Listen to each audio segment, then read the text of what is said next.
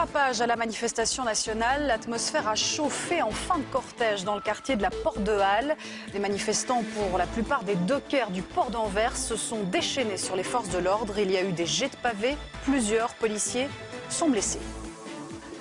Bonsoir, bienvenue dans le 15 minutes. L'actualité de ce jeudi 6 novembre, c'est donc cette grande manifestation nationale. Environ 110 000 citoyens en colère contre le gouvernement ont défilé à Bruxelles. Ils étaient venus de toute la Belgique. Une véritable réussite pour les syndicats.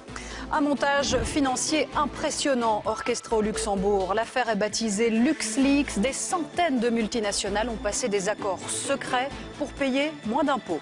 Et heureusement, le monde n'est pas que colère et argent, il peut aussi être sucré et surprenant. Ceci n'est pas un sac à main, non, non, non, c'est un gâteau.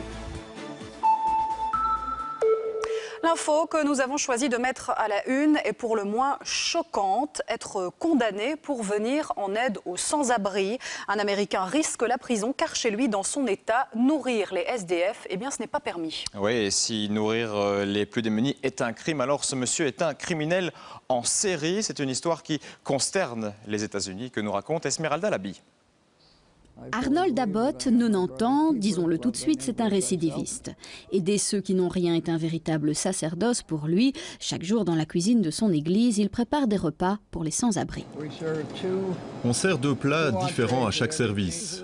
Ces gens sont plus pauvres que pauvres, ils n'ont rien, même pas un toit au-dessus de leur tête qui peut leur tourner le dos. Seulement voilà, à Fort Lauderdale, en Floride, où il habite, nourrir des sans-abri est un délit. La police a donc appliqué la loi et arrêté M. Abbott. Arrestation largement diffusée dans les